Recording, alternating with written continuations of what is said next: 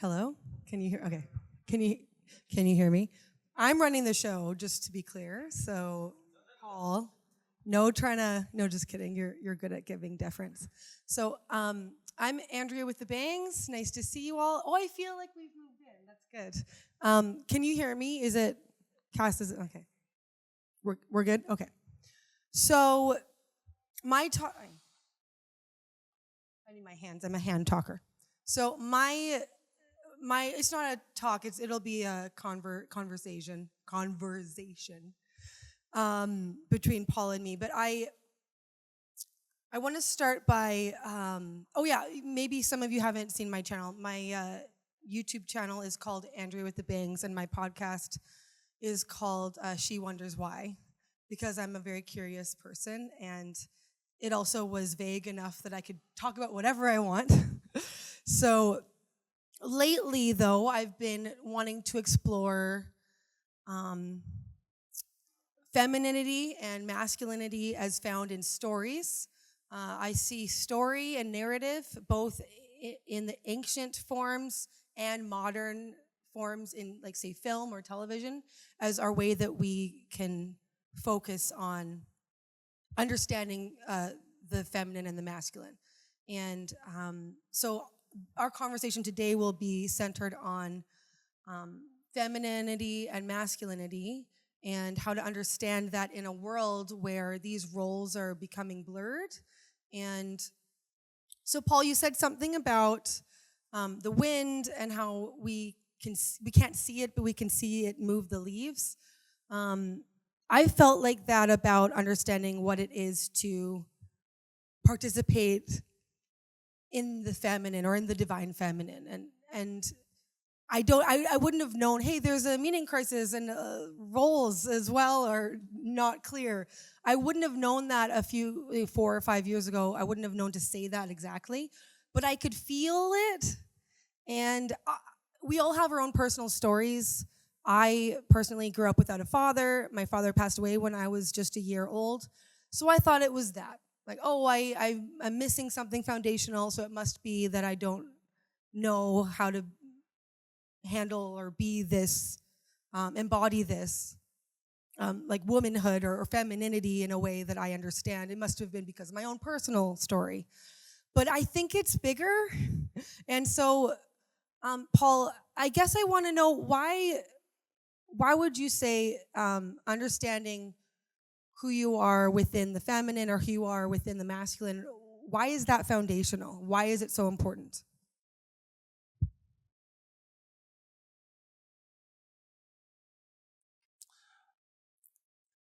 Towards the end of the war, Thomas came to sort of redirect a bit, I think, because one of the things that many people noticed who've had a fair amount of experience with estuary, which is a very different group process tool than the Mandela process that we just saw, was all of these guys rushing into the middle, making their points. This was very masculine. And we could feel that masculine energy. And there's nothing wrong with masculine energy. When Jordan Peterson had his first on-stage conversation with Sam Harris, that was the first time I began to, in some senses, note the tension, the masculine and feminine tension in the meaning crisis. Because I immediately differentiated God number one and God number two, which got a lot of interest because as a monotheist, then everybody wanted to know either what was God number three or if I was dividing God, and just initiated all of those dogmatic reactions. But as I said to everyone that one and two they're just sort of containers on my workbench. And as I began to continue to understand Vervaeke's work, as I began to understand the agent-arena relationship, as I listened to Jonathan Peugeot and you discuss, we did a three-way conversation about the feminine. The feminine has a very peculiar dynamic that is extraordinarily powerful yet elusive. The feminine, at the same time, draws attention and yet hides. A while back, there was a viral video about a very attractive young woman in a gym wearing very tight clothing, doing a particular exercise that looked a lot like a sexual act, complaining about the 95% of other people in the gym who were men watching her do this exercise. Now, for most men, we're like, if that happens in front of me, I can almost not pay attention to it. And you might ask the woman, why would you wear that and do that exercise in plain view of all of the men if you didn't want attention? And the truth is, she did want a kind of attention, and she did not want other attention. And so that's part of the dynamic of the feminine, because the moment you make the implicit attention explicit, there's something of the feminine power has been violated, and it goes back to the other position. And so now an estuary model is very much a small group protocol, which means once I ideally try to run it in a group of 5 or 6 people, which is a closed circle, whereas in the fishbowl, it's a much different dynamic. It's made for a very different type of process and group, a much larger group. So here's the interesting thing about the feminine, which would be in many ways the listening mode. Once the listening mode draws attention to itself or is pointed out, it is in that way it becomes masculinized. And so part of what we're dealing with as a culture that has gotten, in Ian McGilchrist's terms, far too, he's got the master and the emissary, has gotten far too oriented in some ways to the masculine. Well, when the feminine when there's realize that there's an imbalance between the two, you can't really, to the degree that you impose the feminine, you turn it into masculinity. And in that sense, it's a very tricky dance to rebalance the two. Agent Arena works similarly. And so in the meaning crisis, one of the things that I think has been helpful with respect to estuary, which John Van Donk noted fairly early on, was the real power of the estuary protocol is listening, not talking. The listening is feminine. And when I was looking at this process, I said to somebody this morning, the real power of this process? It's the relinquishing of the chair. We don't notice that. We pay attention to the taking of the chair, but if no one relinquishes, the process dies. And so I think it's in that sense that the feminine is so hard for us to pay attention to, because in a sense, the drawing of attention to it, you lose it. And so you have to sort of let it be. But that's really hard. So why has it become so muddled? Like, why is the feminine being so easily turned masculine? It's not always been this way throughout time immemorial. I feel like our ancestors had a clearer concept of this is feminine, we don't mess with that. This is masculine, we don't mess with that. Not to romanticize the past, but it feels like we don't know where lines are.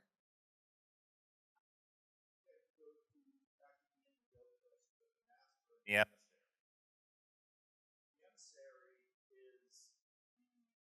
In modernity, the emissary is the explicit, the thing that you can see. It is the conscious. It is the controlled. And by virtue of that, it is always limited and agentic. I'm not a golden age thinker that thinks in the past. It was better in the past and we've somehow lost it. Modernity has brought to this dynamic a certain problem because in many ways modernity is very masculine and agentic and explicit. And so you see this in conversations around masculine and feminine. You'd hear this in the church that women have no power in the church unless they are in the positions of ecclesiastical office or visual structural authority. I've lived in churches all my life, and I know that's not true because often some of the most powerful people in the church are the women, even if they hold no positions. I had a friend who was a minister, and he was having a council meeting, and in that church, only men could be on council. And one of his elders, they had a proposal, and one of his elders said, I have to pray about this. And the minister handed him his cell phone and said, why don't you call your wife right now?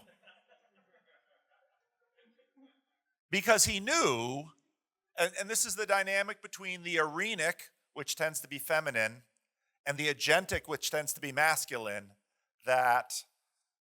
container came up in the conversation this morning. Container is often it's the implicit context that maybe we can't name, but in a modern sphere, if you can't name it in modernity, that doesn't exist. The feminine, we're always in that context, and we just are not conscious of the context. And so I think for that reason, people have noted, for example, in Hollywood stories, which is, what you've really been focusing on, women have status when they act like men. And it's gotten to the point of female characters always winning physical fights, which we look at and say, nah, I'm 6'4", 240 pounds. My wife is 5'6", 130 pounds. Should I say that? My wife's pretty tough. Should we edit it out? She never watches this stuff. But in a fist fight, but who has power? Oh, my wife is always an arena that I am working in, even here thousands of miles away. So I think the struggle came in modernity, and now that modernity is receding, people don't know how to act. What do you mean by modernity is receding? Similar to what I said this morning, somebody made, Dr. Jim, the cardiologist from Idaho, he was the one that pointed out to me, he said, New atheism arose because the modernists began to feel it slipping away. When someone is secure in their position, they can be very feminine, they don't need to talk. They don't need to assert and demand. But when you feel what you value slipping away, that's when they arise. And he said, the implicit modernism is receding, and so the new atheists arose to try to bring it back to the top. But what that showed, and I think you pointed out very well, there's this enormous irony with Sam Harris that on one hand, he is the most modern, masculine asserter, but then he says, oh, but we need meditation. Oh, explain that. He doesn't explain it very well because it doesn't fit into his system.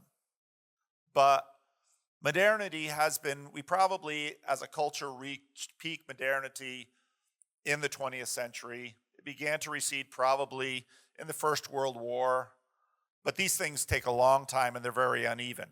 So I think part of the reason we are seeing what we've been seeing in this little corner is modernity is receding, and we're beginning to understand, again, in Ian McGilchrist's terms, that the emissary is only an emissary, and we've not been paying any attention to the power of the master.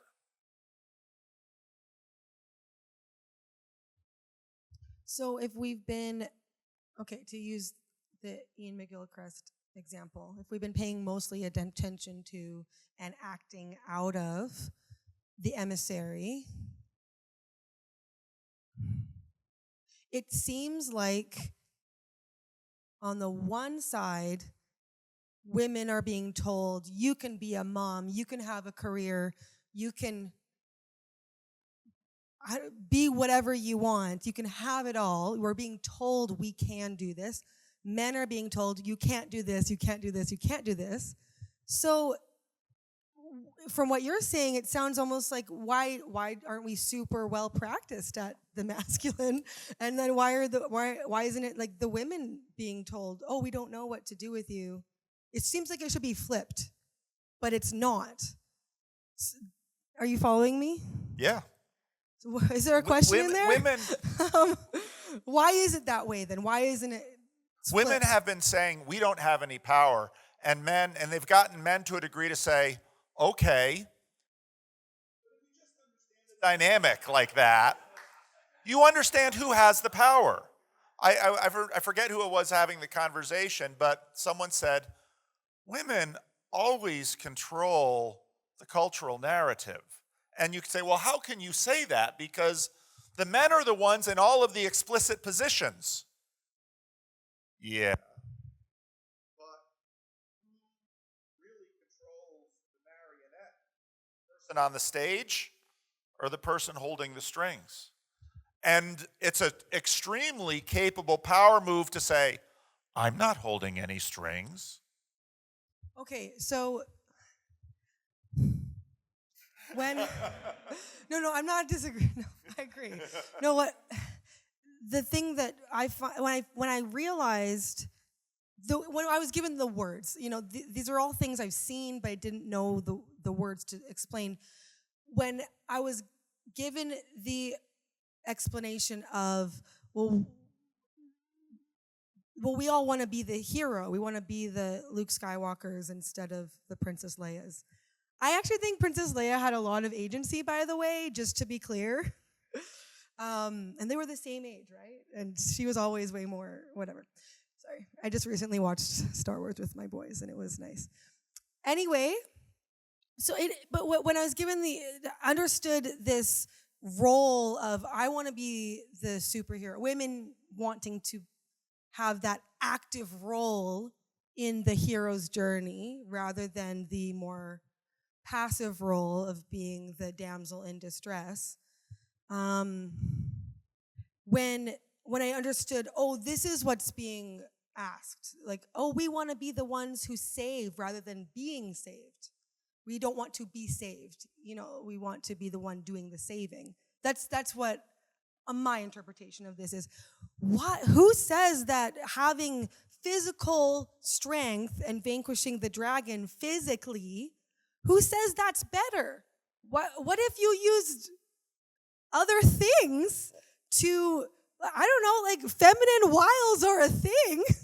Like Scarlett Johansson, she was like, oh, the early Marvel movies, I wish they would have had me fight my way in instead of using her Black Widow's looks to get in. Like, you left the men standing instead of killing them, or knocking them out or whatever it is that happens to them in these Marvel films. But like, you used your implicit way of getting in without being super explicit about getting in, getting into the building or whatever. So I don't, who says that being physically strong is better than the way, say, Sarah Connor is strong in Terminator 2? I always use this example. I say, who is stronger, men or women? Two men can best the strongest man. let's talk about real fights, okay? Not what we see on Hollywood, one takes on a dozen. Generally speaking, two men can best the strongest man. One woman can colonize a world. What did Helen of Troy do? And let's look at the Star Wars story. So how does it start? 2D2, oh, there's something on there, fiddles with it, little thing. Help me, Obi-Wan, you're my only hope. Okay, now what we're going to do is watch Luke. But where is the center of the story? Let's not watch us watching Luke. Let's look where Luke is watching. What is the center of the story? What is moving that story forward? It is the princess. Luke is being drawn to that princess. Now, all of our attention is being paid to Luke, moving and acting and fighting and failing. And there's the hero's journey. But the hero's journey is always being gravitationally drawn towards the princess. The princess is the center of the story, not Luke. But it's sort of a deception because all of our attention is we're watching Luke. And so culturally, we've been watching Luke and saying, Luke is the center of the story. But that's not where Luke is looking. Luke is looking at the princess. He's going to kiss his sister now. We all know that's coming. But the princess she kisses him. Oh, okay. Well, the princess is the center of the story, but that's the best example of the feminine. You don't see it because you're watching Luke, but she's actually the center of the gravity, and all of the story is moving in her direction. And then all the scenes after, what are they trying to do? They're trying to get the princess. Now, modernity looks at Luke and his power and says, that's power. Okay, let me ask you, what's more powerful, the artillery shell or the gravity that's going to bring it to land and explode? We all pay attention to the artillery shell or the rocket, but you know what's powering it? The gravity. The gravity is the feminine. And so in this case, it's Princess Leia who's, help me, Obi-Wan. That's what's moving the story forward.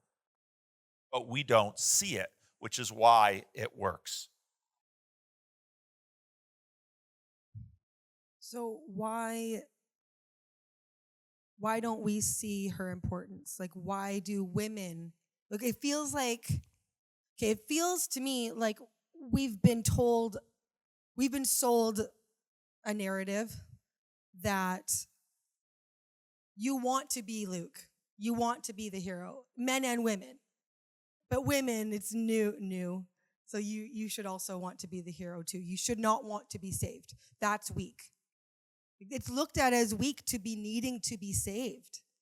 But from where did that come?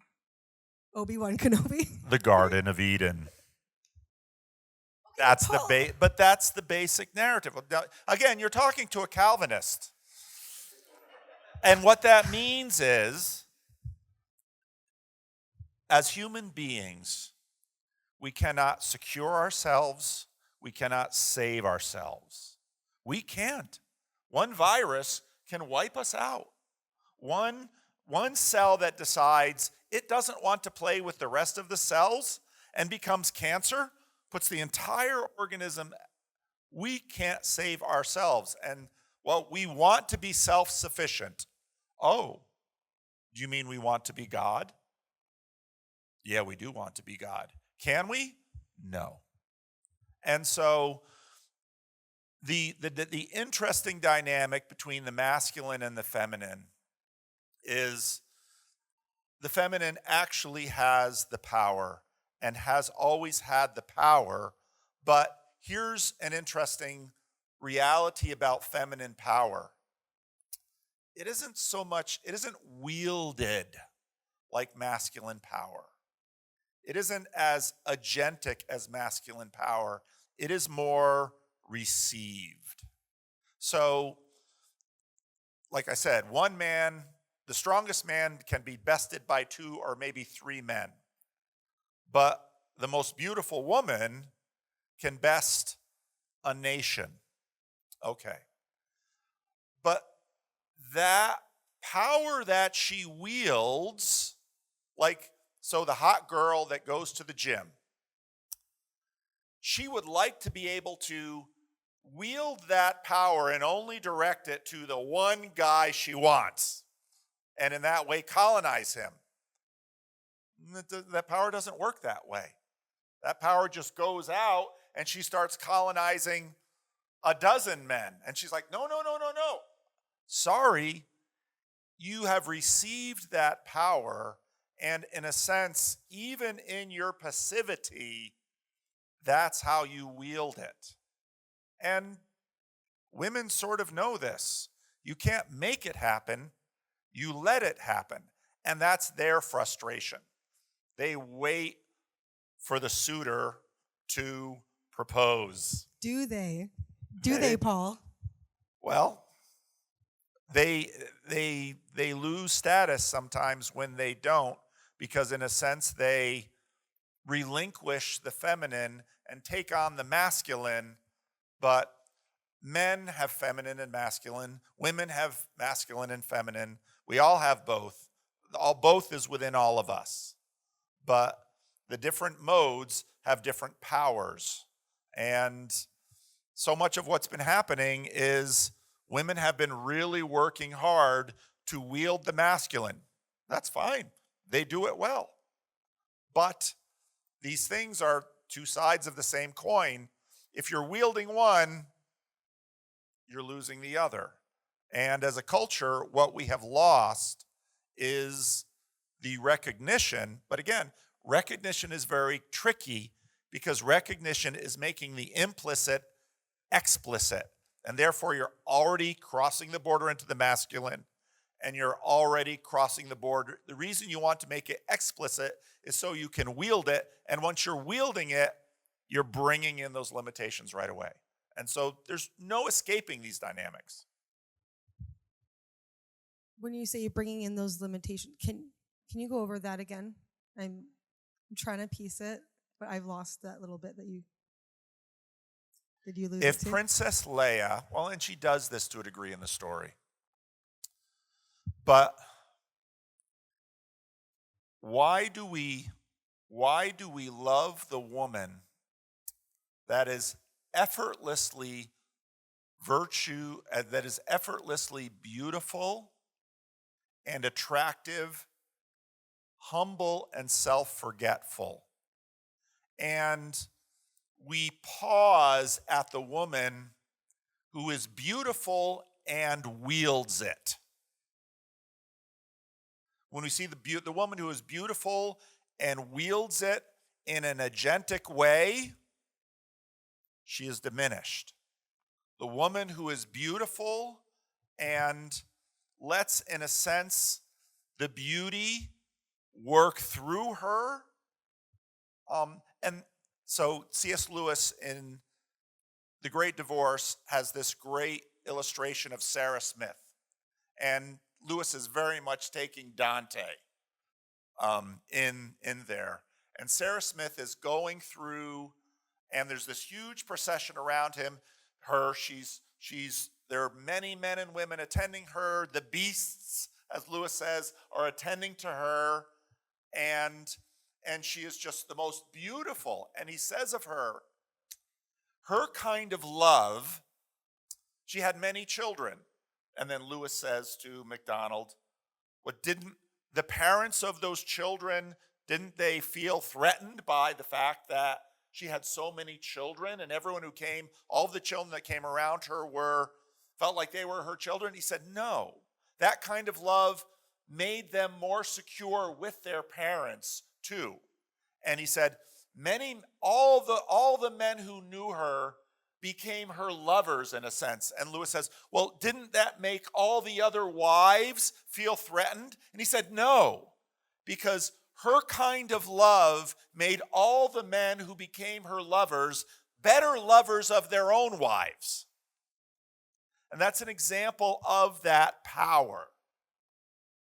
Whereas the woman who has beauty and is attracting other women's husbands to herself, that's not real beauty. The real beauty is the beauty that, oh, I now love my wife more because of her beauty.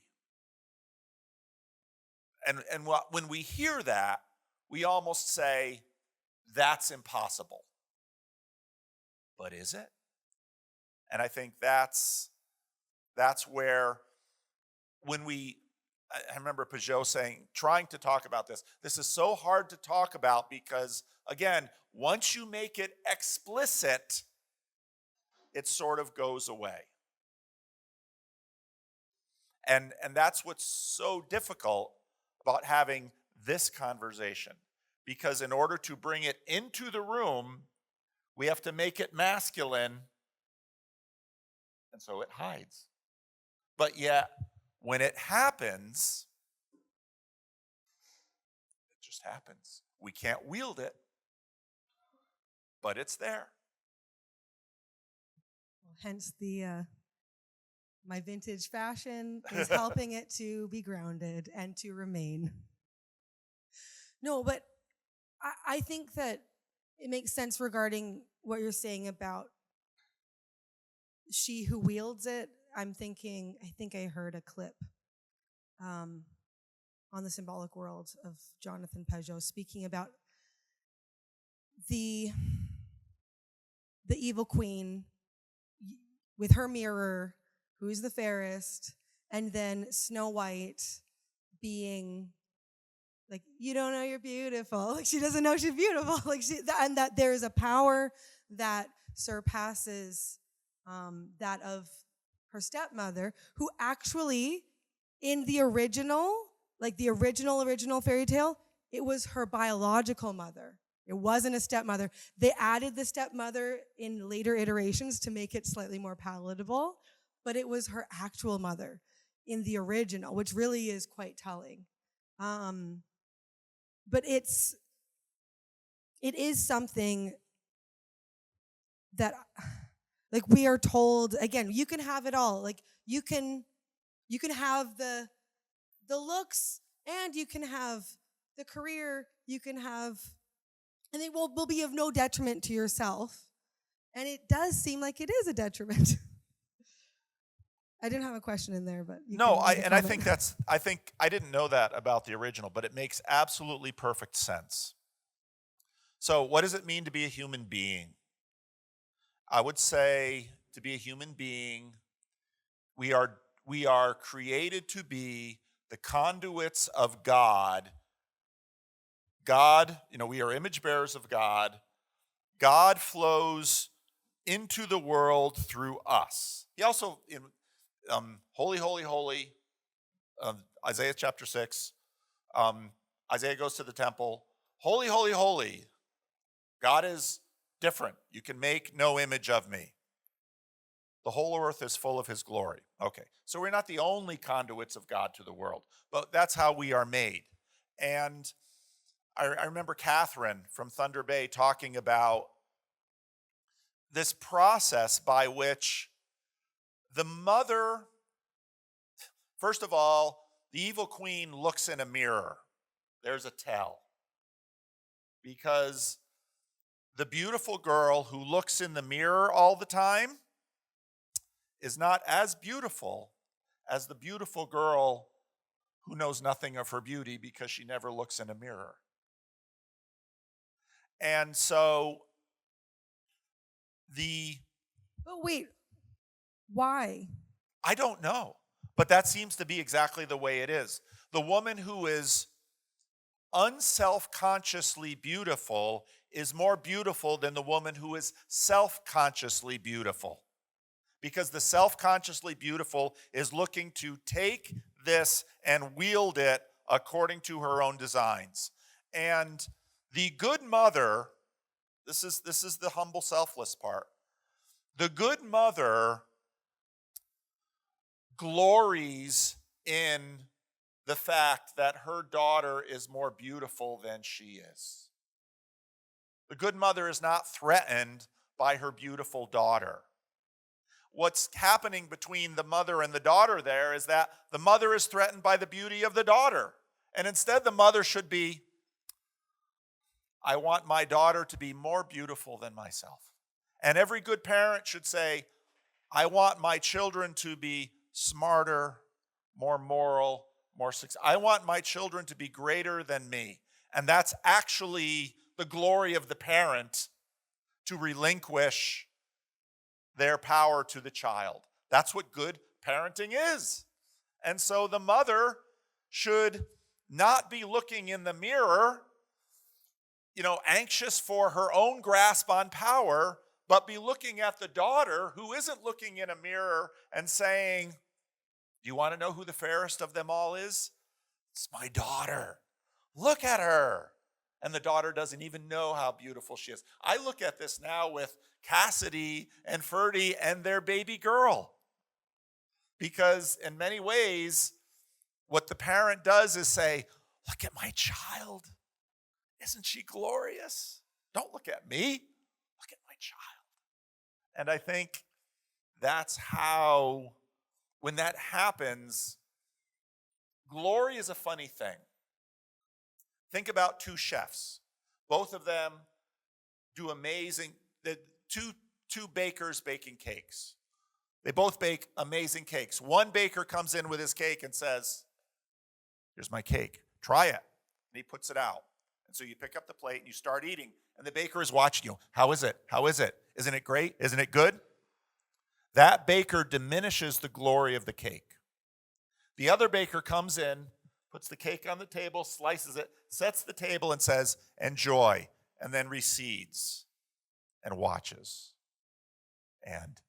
Or maybe he doesn't even let you know they baked the cake. Isn't that how God works? And then just watches people.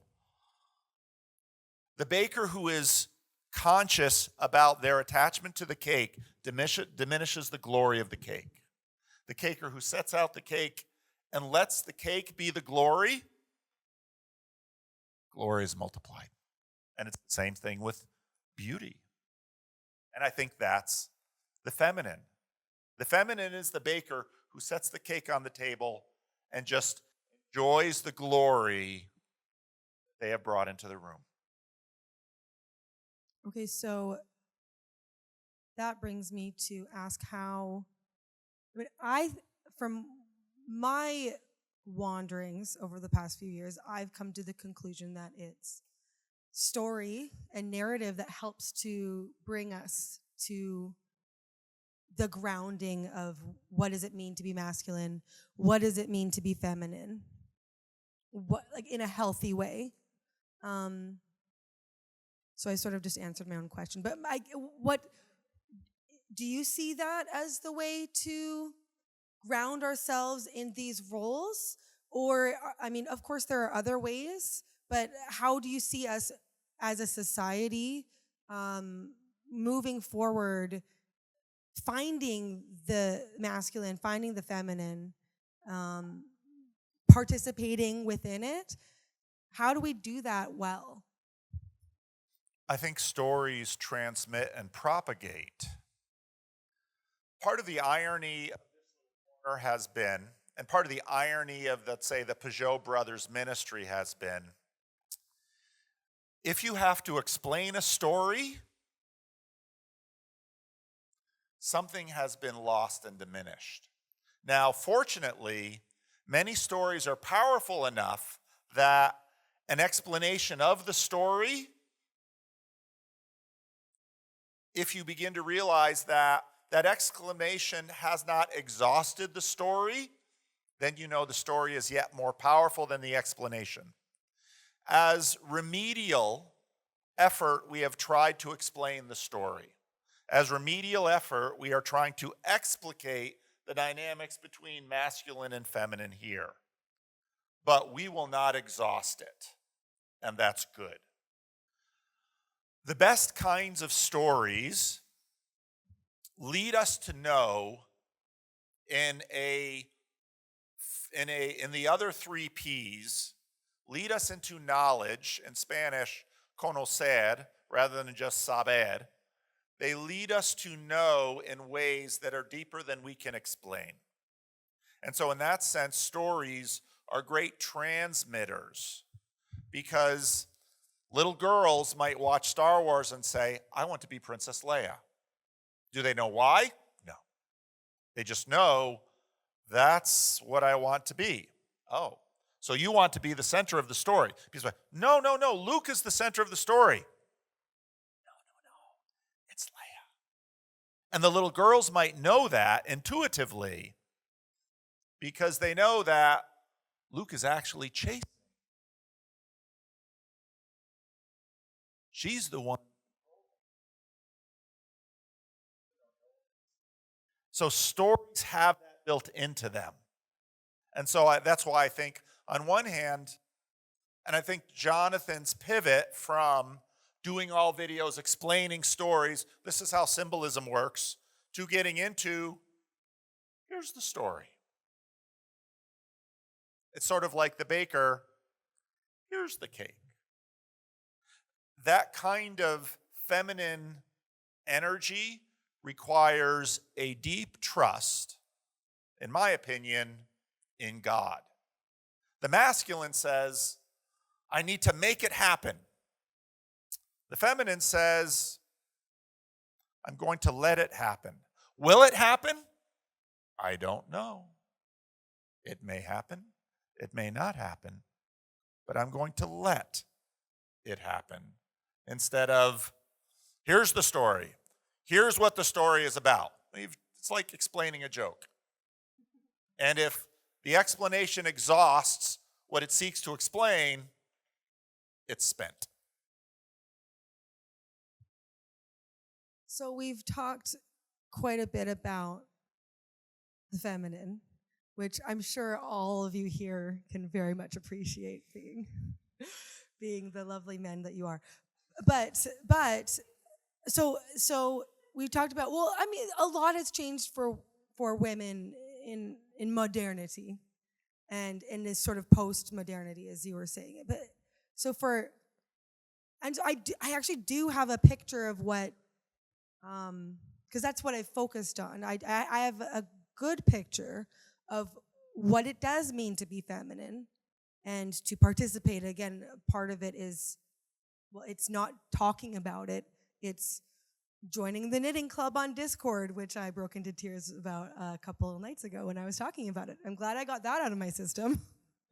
But it's a participation in like the ancient arts of knitting.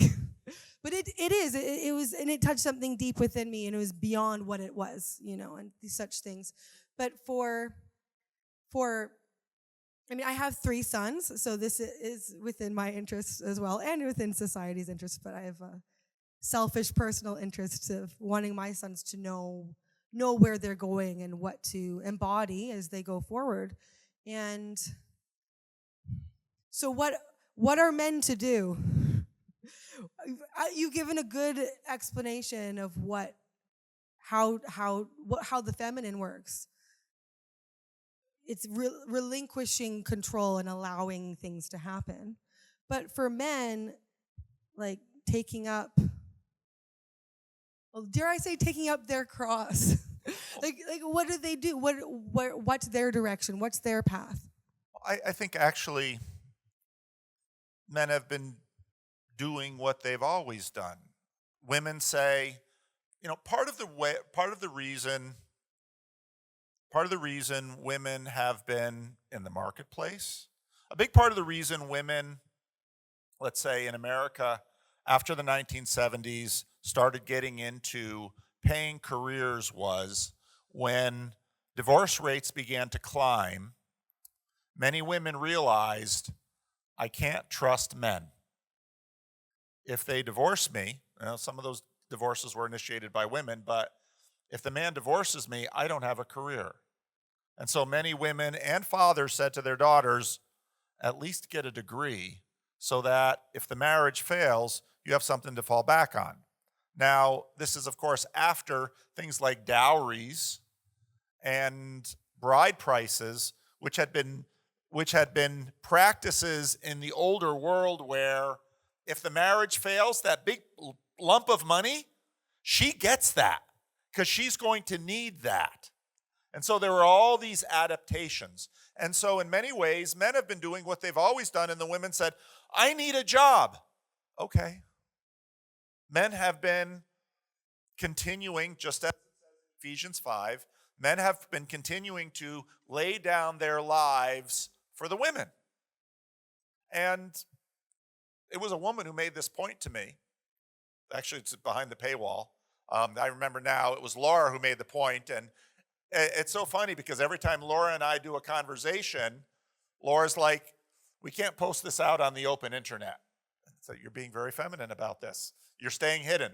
Can I post it behind the $3 membership? Yes, you can. Okay. And we have some of our best conversations, but she says, oh, women totally run the show. And men continue to do what they've always done. The woman says, this is what I need. And the men say, okay. If that's what you want, honey, I will do it. And that's what men need to continue to do. Now, the difficulty about that for women is be careful what you ask for, because the good man will probably give it to you. But now you bear the burden of agency and responsibility because you've set the table, and life always has consequences.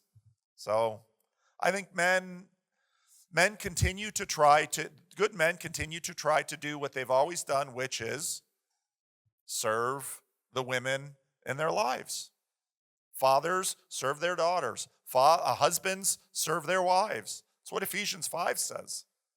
And it's that subtle dance. So I think men are continuing to try to figure out, how can we serve these women, especially now that they're not exactly sure what they want. And sometimes they're asking for things and then getting it and saying, no, that's not what I wanted. Okay, well, what do you want now? And the men keep doing it. Men have always laid down their lives for their women. They've done it in war. And the Apostle Paul in Ephesians 5 says to men, that's your job. Lay down your lives for your women. And they do. So men have to keep figuring that out. And that's why I think the part of the manosphere, which is like, men need to take control of women. It's never going to work. Yeah, you can be a jerk. You can use women. But then you'll never know the power of masculine and feminine working together. Because that's the power of the world. So yeah, men are still chasing the women around. And it's the women saying, I want this, I want that. And so the men are, okay. But hopefully together, we'll continue to figure it out. Okay. But okay, so my sons grow up and they're young adults. Like, they don't have to be in a relationship or the other half of like, if they're striving to be a good man, they might not have a partner yet. So what about the single men? Do you know what I mean? Like, okay, you are giving a sort of bird's eye view example of society, but like bringing it down on an individual level where there's not necessarily a partnership going on, and it might be single men. Like, I've heard the statistics about so many men who feel like they don't have a direction, and not in like a derogatory way, like, oh, in their basement playing video games, but they might be like, I don't know what to do. I don't know where to go. And yes, a good woman can inspire you action, but if that's not being seen, how do you inspire a young man to go forth? Well, your sons, as they grow up, and because, at least from what I've seen from you, I imagine you're a very good mother. And as your boys grow into men, even though they might not listen to you and take all of your advice, if you were in trouble, there's probably nothing they wouldn't do for you. So again, the feminine implicitly directs the masculine. That's the way it works. Now, there's going to be other feminine powers in the world. The church is what? The bride of Christ. And so obviously, if they're in a church, they might not have a woman in their life directing them, but perhaps the bride of Christ is directing them and being the gravitation towards which they flow. And men, there's always the feminine around directing men. And so whether it's a mother or whether it's a wife or whether it's a institution, why, for example, are ships always feminine? And all the little sailors are serving the ship. There will be plenty of feminine for them to follow. And not every man will become a husband or a father, but there will be plenty of other roles for them to follow. And yeah, men will always seek it out. That's just what they do. I'm skeptical, though. I suppose it is a fear. I'm afraid that the fembots or whatever will come and capture attention. This is easier. There's a path of least resistance. She won't make me feel bad about my Fortnite habits or whatever. It's something that is a very real concern. There might be battles being fought around the world or wars, but there's not a great war to draw all the young men towards a cause to rise up and show their worth. It feels like there isn't a calling, and which is why so many people are here, because of someone like Jordan Peterson or John Vervaeke or Jonathan Pajot, because they're giving a call of sorts that men respond to. That's why there's mostly men here rather than women, because there's a message touching on something, and it seems to be this call to responsibility, call to be your best. But why was that need there in the first place? There's a brutal balance to reality, which is when things aren't working well, they fall apart. And when they fall apart, think about chivalry. Who is the knight? The knight is beholden to a woman, not a woman that he will ever possess, but a woman that is his North Star, who is pure. And of course, just look at Mary in the Catholic Church. She's pure. She's a perpetual virgin. And so yes, there's porn, and there's Fortnite, and there are all of these traps that men can fall into. And if there's enough of these traps and enough are falling into, society tends to go down. I was talking to Teddy about the Ukraine, and he was talking to me about Russian and Ukrainian and all of these things. And I was like, and I said, but then the war is a distraction. He said, no, the war is not a distraction. The war is, all of the attention. The war is, in a sense, feminine. It's the context. And now all of these, do you think that Ukraine is full of a whole bunch of young men that are wasting themselves on porn and Fortnite right now? No, a much stronger thing has taken hold of them, and they are training and taking up arms, and now that's brutal, and we certainly don't want things to fall that way, but there's a cycle to this. And so what we try to do is arrest the cycle before it gets that bad, but that's part of how the world works. So yes, as things fall apart, well, the masculine and the feminine will go to greater lengths, and things will get corrected. And this is part of the reason why wars of various kinds and various levels of physical violence are so endemic. Because as things fall apart, the feminine will call the masculine, and the masculine will act.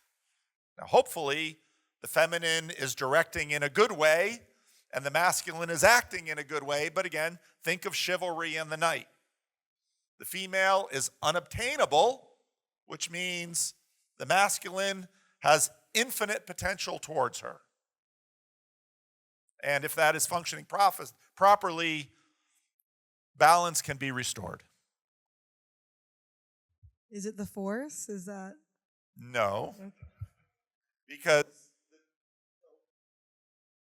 there is an agency to the feminine, but that agency to the feminine is a receiving energy, not an assertive energy. The masculine energy is assertive. The feminine energy is receiving. And so that's why the maiden waits to receive the assertion of the man. And so, what's the difference between the good mother and the devouring mother? You want your boys to reach their potential. You don't want your boys to get trapped in porn, Fortnite, and alcohol and drugs. But so then you decide, I'm going to keep my boys away from porn, Fortnite, alcohol, and drugs. And so you become the devouring mother. You lock your little boys in a box, and you keep them from all the bad things. Now that they're little, your boys are still small, so no screens. I'll only let you watch these YouTubes. That's the job for you right now, for them, their sides. But if they're 25 and they're still living at home, and Mom, can I watch another Jordan Peterson video? Which Only one? Jordan Which Peterson, one? not Paul Vanderklay. He'll lead you astray. If you're doing that when they're at 25, well, now you're using assertive energy. You're trying to make it happen instead of letting it happen with the feminine energy that would be more appropriate for the relationship. And that's the difference. The devouring mother versus the beautiful mother who, well, why won't they get caught in these traps? Because my love for my mother isn't controlling me, it is drawing me. Oh, you're going to make me tear. Well, you mentioned crying before. And so women in the Christian Reformed Church are now elders, deacons, pastors. They participate at Synod of the Christian Reformed Church because everybody was sort of watching that through me last summer. Some people were complaining, and some of the women on the Synod floor cried. And I heard a bunch of men say, see, that's the problem. They cried on the Synod floor. And I thought, well, this is interesting. Because a woman crying is sort of a little telling moment of this dynamic of power. Well, how do tears manipulate you? You think, well, why are you so reactive to a woman crying? Because her tears are expressing her pain, and some masculine thing in you is saying, I don't want her to feel pain. And so a woman's tears are powerful. But you might think, how could tears have power? It's feminine power. And so when men feel that, she's using her power. And that's the struggle we're always in.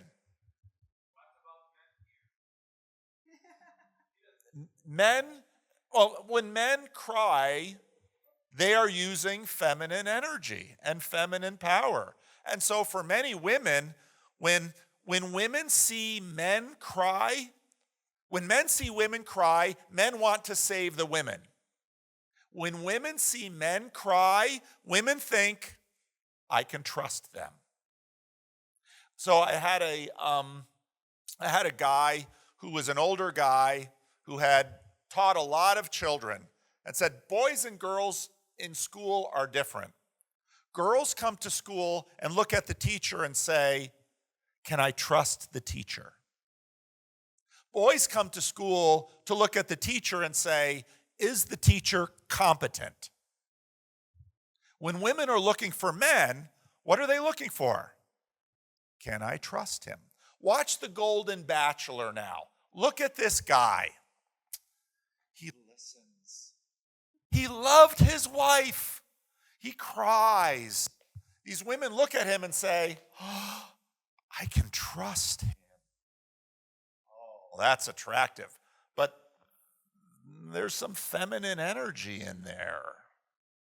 Women also look sometimes at the man who is strong and assertive. And so women see that potential and think, wow, if that man has his eyes on me, all of that power will be directed where I direct it. Now again, if the woman is thinking that, we think, oh, she's a manipulative shrew. But the woman for whom that is true and is selfless and is good and is pure will direct all of that male potent energy, power, strength to the good. And so suddenly she has, I've seen this often, very masculine men have very feminine wives, and a combination like that, incredible, incredible. Because nobody looks at that woman and says, oh, she's a manipulative shrew. They look at that woman and think, I wish I had a wife like her. And that very powerful man knows it. And whatever that woman wants, she gets.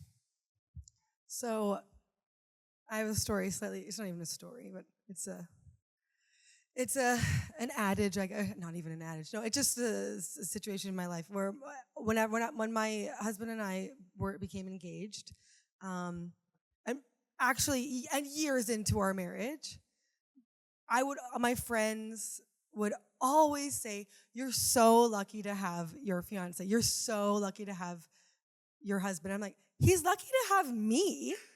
Like that's like I wouldn't say that right away. The first 10 times I was like, yeah, I know, thank you, yes. But then like the 11th and 12th and 50th, I was like, okay, yeah, he's great. He's wonderful. He's phenomenal. I know. He's lucky to have me too, guys. And that was me rearranging my feminine energy into a little more assertive masculine. I'm nice too. He's lucky to have me. Thanks, But, and I don't even know if I said this. I just thought it. But but it is not to be